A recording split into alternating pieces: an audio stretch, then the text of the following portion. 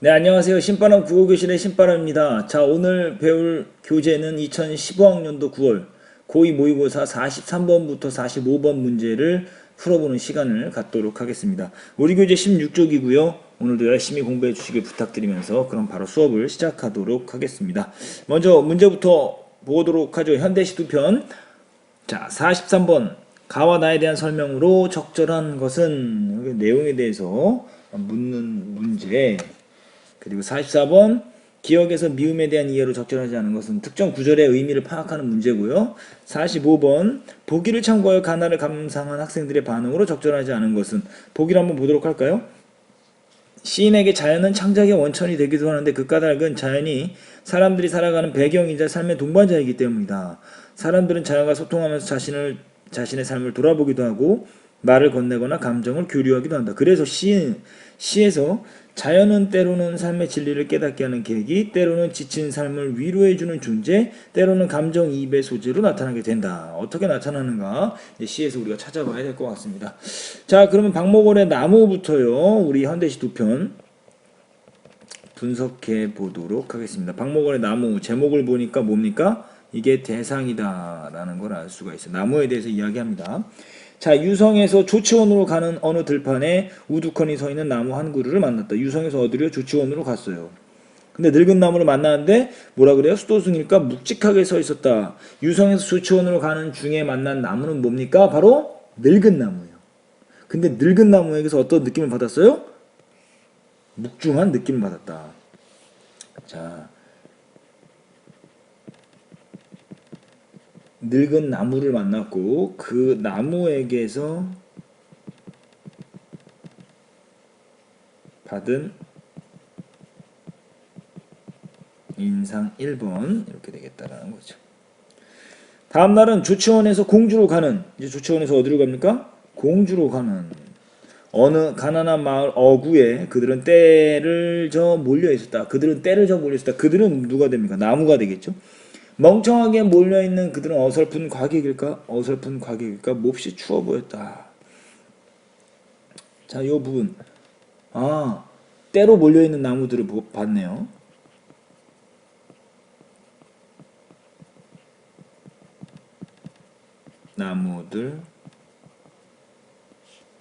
나무들에게서 받은 인상 두 번째. 추워 보였다라는 거죠. 이제 공주에서 온양으로 우회하는 뒷길 어느 산마루에 그들은 멀리 서 있었다. 하늘문을 지키는 파수병일까 외로워 보였다라고 이야기하는데요. 여기서 이렇게 보니까 이제 멀리 서 있는 나무들에게서 받은 인상, 나무들 인상 3번입니다. 자, 온양에서 서울로 돌아오자 이제 어디로 왔습니까? 서울로 돌아왔습니다. 놀랍게도 그들은 이미 내 안에 뿌리를 펴고 있었다. 묵중한 그들의, 침울한 그들의 고독한 모습, 이게 자신의 내면적 본질입니다.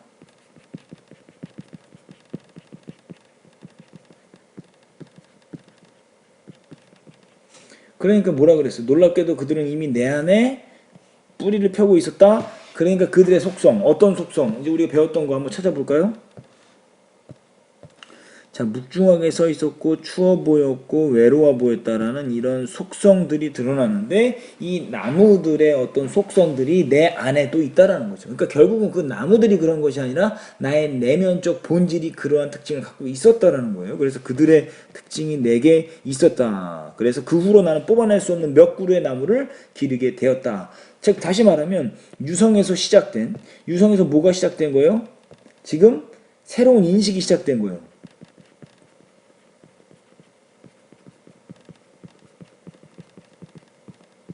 인식이 시작됐고 그리고 서울에서 어떻게 됩니까? 그 인식이 완성돼요. 그러니까 본질적 인식이 도달해요.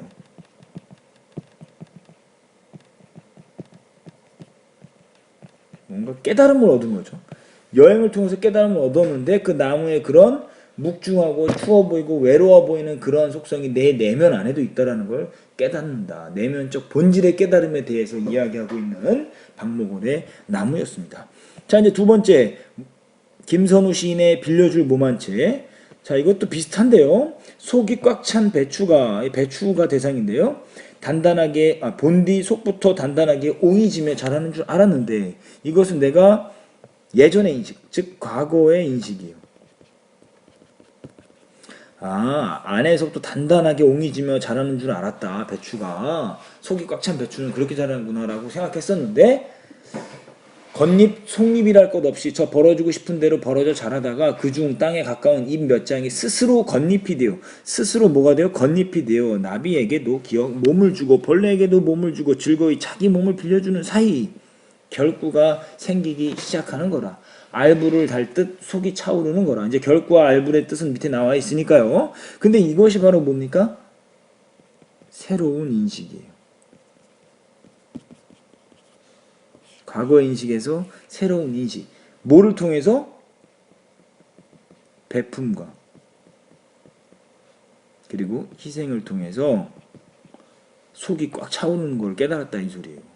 왜? 땅에 가까운 잎 몇 장이 스스로 건립되어 나무에게도 주고 벌레에게도 주면서 베풀었죠? 그 베풀면서 속이 꽉 차게 된다라는 거예요. 그러니까 속이 꽉 차게 되는 거 원래부터 속이 꽉 차는 것이 아니라 베품과 희생 속에서 꽉 찬다라는 걸 깨달은 거예요.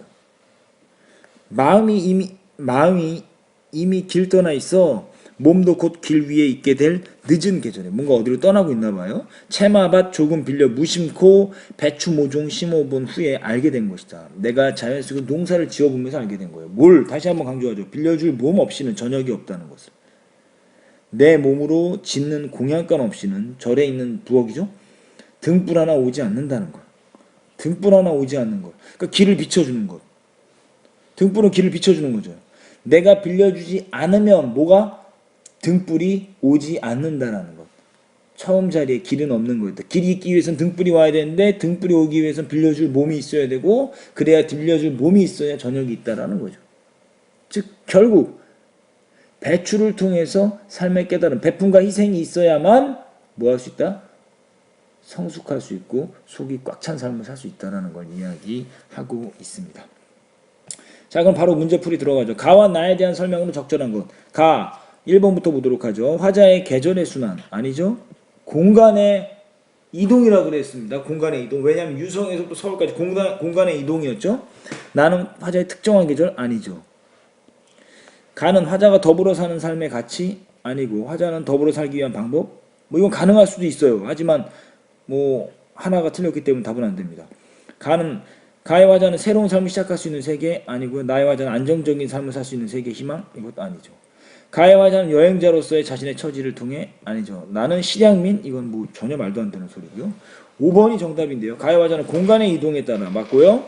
나의 화자는 한 공간에서 대상을 지켜보면서 배추라는 대상을 지켜보면서 터득한 삶의 이치를 드러내고 있다는 걸 알 수 있으므로 정답은 5번이 됩니다. 44번 기억에서 미음에 대한 이해로 적절하지 않은 것은 기억 짧은 의문문과 평서문을 연달아 배치함으로써 나무로부터 받은 인상을 강조한다. 수도승일까? 묵중하게 서 있었다. 인상 강조하는 거 맞죠? 니은 묵중한 그들의 침울한 그들의 고독한 모습 자신의 내면적 본질을 깨달은 거죠. 근데 삶에 대한 모순에 대한 거부감? No. 2번이 틀렸다는 거예요. 이것은 내면적 본질에 대한 깨달음. 깨달았다 이거죠. 내면적 본질의 깨달음.